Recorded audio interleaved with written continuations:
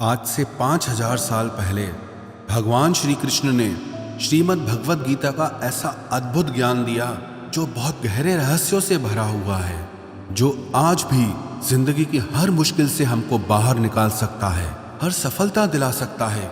श्री कृष्ण जैसा कोई मित्र नहीं, श्री कृष्ण जैसा कोई प्रेमी नहीं हुआ।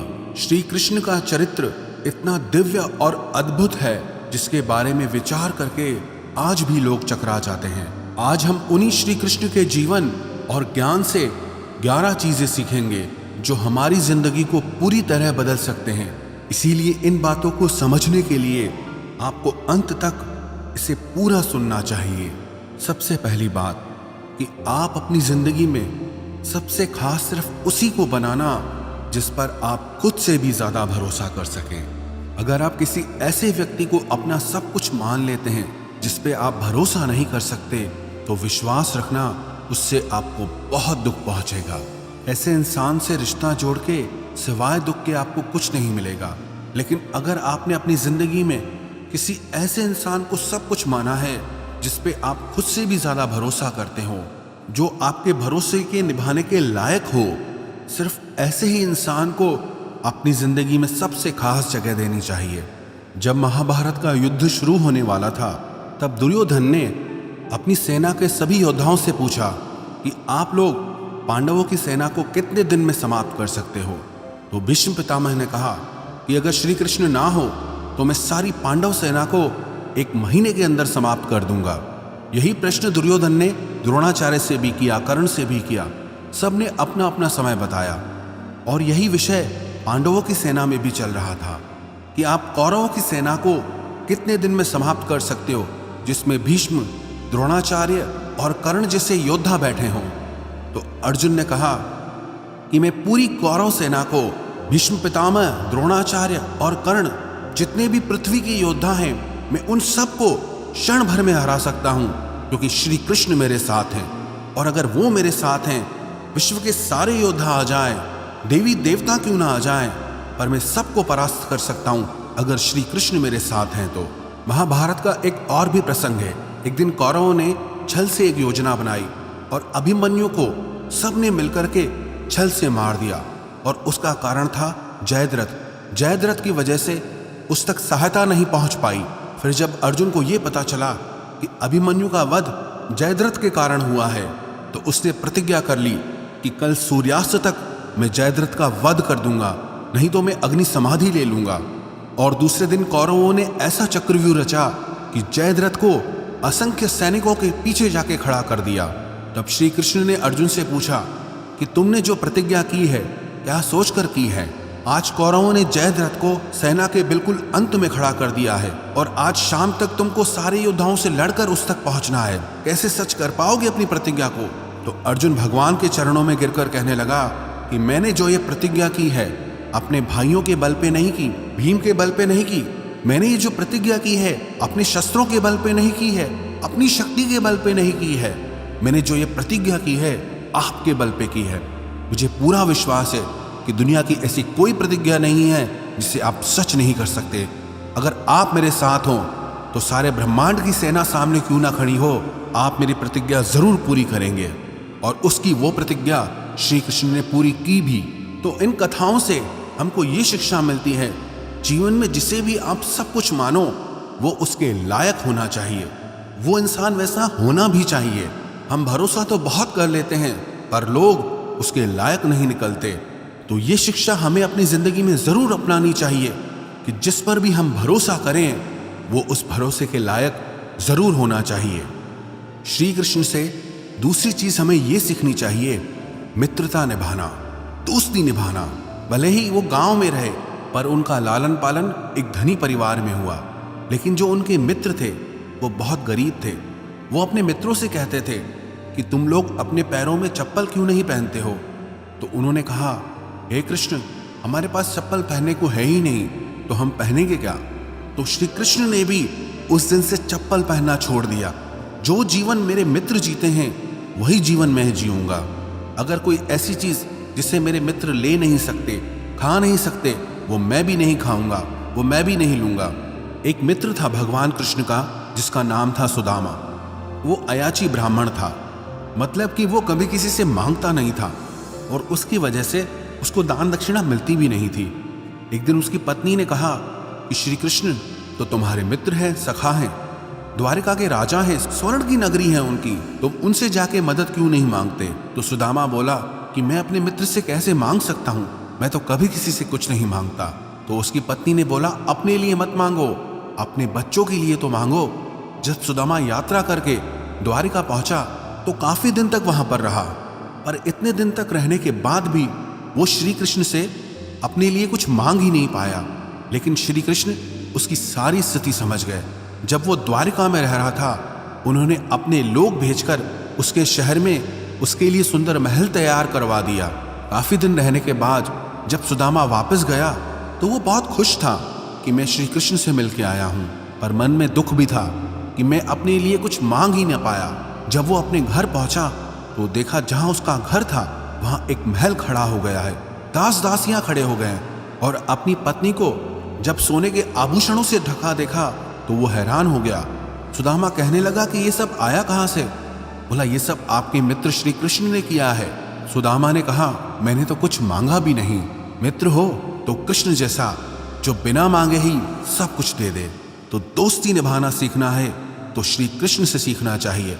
और आजकल के मित्र तो ऐसे हैं, अगर कोई कुछ मांग ले तो सारे दोस्त गायब हो जाते हैं। आप कभी किसी से मांग कर देखो, जो आपको दोस्त कहते हैं सब भाग खड़े होंगे। जो दोस्ती निभाना सीखना है तो कृष्ण से सीखना चाहिए। श्री कृष्ण से तीसरी बात यह सीखनी चाहिए, प्रेम निभाना। वैसे तो उनके प्रेम के बहुत उदाहरण हैं, पर एक उदाहरण से हम समझेंगे। श्री कृष्ण द्वारिका के राजा थे, उनसे शक्तिशाली उस समय पर कोई नहीं था, उनसे धनी उस समय पे कोई नहीं था, लेकिन उन्होंने फिर भी अर्जुन का रथ चलाया। वो घोड़ों को पानी पिलाते थे, घोड़ों की सफाई करते थे। आज की भाषा में कहा जाए तो ड्राइवर का काम हो गया। जब पांडवों ने यज्ञ किया था तो वहां पर उन्होंने सारे लोगों की जूठी पत्तलें उठाई थी। वो कहते थे कि अर्जुन मेरो प्राण है और मैं अर्जुन को प्राण, अर्जुन के जीवन से जीवन हमारो है। तो प्रेम निभाना सीखना है तो श्री कृष्ण से सीखना चाहिए। श्री कृष्ण से चौथी बात ये सीखनी चाहिए कि जिंदगी की बड़ी से बड़ी मुश्किल और कठिनाई में भी खुश रहना चाहिए। श्री कृष्ण का तो जीवन जन्म से लेकर ही बहुत मुश्किल रहा। जेल के अंदर तो उनका जन्म हुआ था। पैदा होते ही कंस ने उनको मारने के लिए बहुत यत्न किए। हर पल जीवन में उन्होंने मुश्किलों का सामना किया, पर कभी उन्होंने दुख को स्वीकार नहीं किया। जीवन को पूरे आनंद से जिया, पूरी प्रसन्नता से जिया। हमारी लाइफ में थोड़ी सी प्रॉब्लम आती है तो हम हिल जाते हैं। कई बार तो कोई दुविधा होती ही नहीं, सिर्फ दुविधा आने का, दुख आने का डर होता है, चिंता होती है, उसी की वजह से हम परेशान हो जाते हैं।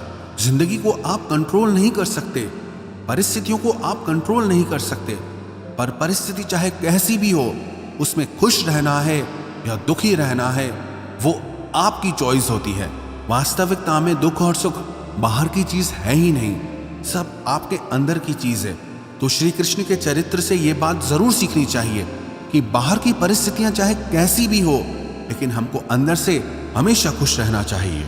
श्री कृष्ण के चरित्र से पांचवी बात सीखने वाली ये है कि जो जैसा है उसके साथ वैसा चलो। श्री कृष्ण को भी पता था कि द्रोणाचार्य, भीष्म ये लोग धर्मात्मा लोग हैं, लेकिन वो अधर्म के पक्ष में खड़े हैं। तो अगर वो अधर्म के पक्ष में खड़े हैं तो वो भी अधर्मी हुए, और जो अधर्मी है उसका नाश जरूरी है। और उन्होंने सिर्फ षड्यंत्र किया, छल किया, तो उनको श्री कृष्ण ने भी छल से ही समाप्त किया। मर्यादा उसके सामने दिखाओ जो मर्यादा जानता हो, इज्जत उसको दो जो इज्जत को समझता हो। कई बार हम उन लोगों को इतनी ज्यादा अहमियत देते हैं, इज्जत देते हैं, कदर करते हैं, जिन्हें उसकी वैल्यू होती ही नहीं है। और कई बार जो इंसान गलत होता है हम उसको कुछ कहते ही नहीं है, चुपचाप सहते रहते हैं। कोई इंसान अगर हमसे बड़ा है या हमसे पोस्ट में बड़ा है या हमसे धर्म कर्म ज्यादा करता है, इसका मतलब ये नहीं है कि वो हमें जज करे या वो हमारे साथ गलत चले। अगर कोई आपके साथ गलत चलता है तो वहां मर्यादा काम नहीं आती है। इसलिए श्री कृष्ण के चरित्र से ये जरूर सीखना चाहिए कि जो इंसान जैसा है उसके साथ वैसा चलो। दुष्ट के साथ ज्यादा अच्छा चलोगे तो भी वो आपके साथ अच्छा नहीं चलेगा। लेकिन जो आपके साथ अच्छा है, भलाई करता है, उसके साथ आप कभी बुराई मत करो। आप भी उसके साथ हमेशा अच्छा चलो। श्री कृष्ण के चरित्र से छठी बात हमें ये सीखनी चाहिए कि कभी किसी को खोने से मत डरो। जब महाभारत का युद्ध समाप्त हो गया, तब श्री कृष्ण को लगा कि जो मेरे वंशज है, जो यादव हैं, वो इस समय पृथ्वी पे सबसे ज्यादा शक्तिशाली हैं, उन्हें कोई मार नहीं सकता। तो गांधारी के शाप को माध्यम बना के अपने ही वंश को आपस में लड़वा के खत्म कर दिया। इतनी बड़ी जो सोने की द्वारका नगरी बनाई थी, वो पूरा महल वापस समुद्र में डूब गया। उनका सारा वंश ही खत्म हो गया और खुशी खुशी उन्होंने उसे स्वीकार किया। अपनी ब्रज भूमि से श्री कृष्ण को बहुत प्रेम था, लेकिन जब जरूरत पड़ी तो क्षण भर में उसका त्याग कर दिया। सबसे प्रेम किया, पर जब जहां त्याग की बात आई, छोड़ने की बात आई, तो उन्होंने कभी देर नहीं की। ऐसे ही जब हम चीजों से चिपक जाते हैं, किसी को खोने से डरते हैं, तब वो चीजें हमारे लिए मुसीबत बन जाती हैं। कुछ चीजों को पकड़े रहना हमें बहुत तकलीफ देता है। कुछ खोने का डर हमारी जिंदगी की खुशी छीन लेता है। जब आप किसी को खोने से डरते हैं ना, तो एक तो पक्की बात यह है कि उस चीज को खोने के चांसेस बहुत बढ़ जाते हैं। लेकिन जब आपके अंदर किसी चीज को खोने का डर खत्म हो जाता है, तब आप खुद बादशाह बन जाते हैं, फिर आपको परवाह ही नहीं रहती। इसीलिए श्री कृष्ण के चरित्र से ये बात जरूर सीखनी चाहिए कि हमें कभी भी किसी चीज को खोने से नहीं डरना चाहिए।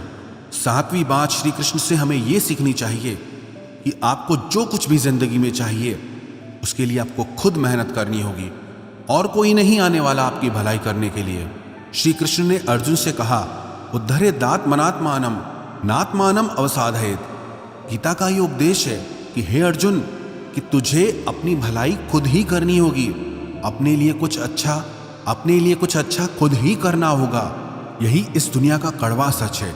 हम लोगों को अपना सहारा मान लेते हैं, उनसे उम्मीद लगा बैठते हैं कि ये हमारी मदद करेंगे, मुसीबत में काम आएंगे, मुश्किल वक्त में काम आएंगे, पर वो सच नहीं होता है। वो लोग आपके मुश्किल वक्त में कभी काम नहीं आते हैं जिनसे आप सबसे ज्यादा उम्मीद लगाते हो। इसलिए आप खुद को ही इतना मजबूत बनाओ कि आपको कभी किसी के सहारे की जरूरत ना पड़े। सहारा हमेशा कमजोर लोग लेते हैं। जिनके अंदर शक्ति होती है, वो अपना सहारा खुद बनते हैं। आठवीं शिक्षा हमें श्री कृष्ण के चरित्र से यह सीखनी चाहिए कि लोगों के बारे में कभी मत सोचो, सिर्फ वो करो जो सही है। श्री कृष्ण के चरित्र को लेकर आज तक भी लोग बहुत उल्टी सीधी बातें करते हैं। उस समय तो सोचो क्या हाल रहा होगा, पर उन्होंने कभी परवाह नहीं की कि लोग क्या कहते हैं। वही किया जो समाज के लिए सही है, वही किया जो धर्म था। कई लोग कहते हैं कि उन्होंने अपने वचन खुद तोड़ दिए। जहां उनके भक्तों की रक्षा की बात आई तो उन्होंने कहा, मुझे मेरे वचन की कोई परवाह नहीं है। जहां धर्म की रक्षा करनी है, अधर्म को नष्ट करना है, वहां मेरा वचन कोई मायने नहीं रखता। परित्राणाय साधूनाम विनाशाय च दुष्कृताम, कि जो अच्छा इंसान है मैं उसकी रक्षा करूंगा और जो दुष्ट है उसका नाश होना बहुत जरूरी है। तो दुनिया चाहे जो भी कहे, आपको वही करना है जो आपके लिए सही है। आपको वही करना है जो आपके परिवार के लिए सही है। श्री कृष्ण के चरित्र से नौवीं शिक्षा हमें यह सीखनी चाहिए कि अगर झूठ बोलने से किसी का भला होता है, किसी की रक्षा होती है, तो वो झूठ पुण्य होता है, पाप नहीं। द्रोणाचार्य का वध एक झूठ की वजह से हुआ। जब उन्हें झूठी खबर पहुंचाई गई कि उनका पुत्र अश्वत्थामा मारा जा चुका है, तो उसके वियोग में उन्होंने अपने अस्त्र ही त्याग दिए, और जिसकी वजह से धृष्टद्युम्न ने अपनी तलवार से उनका गला काटकर उनकी मृत्यु कर दी। कई लोग कहते हैं हम तो सच कह देते हैं, फिर किसी को बुरा लगे तो लगे। अरे लोग सच कहते ही उसी टाइम है जब किसी को बुरा लगा ना हो, वरना लोग हमेशा झूठ ही कहते हैं, दूसरों की झूठी तारीफें करते हैं। दूसरों को खुश करने के लिए लोग हमेशा झूठ ही बोलते हैं। जब किसी को चोट पहुंचानी हो ना, लोग सिर्फ तब ही सच बोलते हैं, भले किसी को कड़ा लगे, भले किसी को बुरा लगे। अरे हम तो सच ही बोलते हैं। ऐसा सच ही क्या जो किसी को दुख पहुंचाए? ऐसा सच ही किस काम का जो किसी को पीड़ा दे, जो किसी का दिल दुखाए? सच बोलने का भी एक तरीका होता है। अगर वो किसी को नहीं आता तो वो आपका सच झूठ से भी बढ़कर पाप देता है। जो सच दूसरों को दुख पहुंचाए वो सच किसी काम का नहीं, और जो झूठ किसी की जिंदगी बचा दे, किसी की जिंदगी बना दे, वो झूठ भी सच से ज्यादा पुण्य देता है। श्री कृष्ण के चरित्र से 10वीं बात हमें ये सीखनी चाहिए कि कर्म करते रहना चाहिए। सफलता मिले या असफलता मिले, कर्म का त्याग कभी नहीं करना चाहिए। पूरी गीता का सार यही है कि कर्म करते रहो, बैठ मत जाओ कि कुछ हो नहीं रहा है। अधिकतर लोग जब जिंदगी में असफल हो जाते हैं तो कुछ करना ही छोड़ देते हैं। अगर आप कुछ करना ही छोड़ देंगे तो आपकी जिंदगी में कुछ भी नहीं बदलने वाला।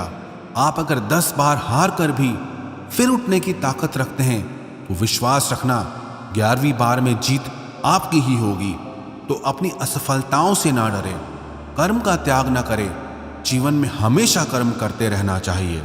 और श्री कृष्ण की 11वीं बात जो सीखना बहुत जरूरी है कि जिंदगी को एक उत्सव की तरह जियो, सेलिब्रेट करना चाहिए। कभी भी सीरियस नहीं होना चाहिए लाइफ को लेकर। हमेशा श्री कृष्ण के मुख पे एक मुस्कान बनी रहती थी, हमेशा प्रसन्नता का भाव रहता था, चाहे बाहर कुछ भी हो रहा हो। इतना बड़ा महायुद्ध चल रहा है, वहां वो अपनी गीता का ज्ञान दे रहे हैं। तो बाहर क्या हो रहा है उससे हमारे भीतर कोई फर्क नहीं पड़ना चाहिए। कहते हैं ना, हम चाहे कितने भी बड़े हो जाएं, हमारे अंदर का बचपना कभी पीछे नहीं छूटना चाहिए। इसलिए लाइफ को लेकर ज्यादा सीरियस होने की जरूरत नहीं है। कुछ भी यहाँ वैसे भी परमानेंट नहीं है, कुछ भी आपके कंट्रोल में भी नहीं है। तो बेटर है कि आप अपनी मस्ती में जियो, अपने आनंद में जियो। बाकी जो होना है वो तो होता ही है, और जो नहीं होना है वो वैसे भी नहीं होगा। तो चिंता किस बात की करना। इसलिए चिंता का त्याग करके जीवन को आनंद से जीना चाहिए। जो भी व्यक्ति श्री कृष्ण के चरित्र की इन 11 बातों को अपनी जिंदगी में उतार देगा, विश्वास रखना वो जीवन की हर सफलता को हासिल करेगा, अपने मन की शांति और जीवन के आनंद को प्राप्त करेगा।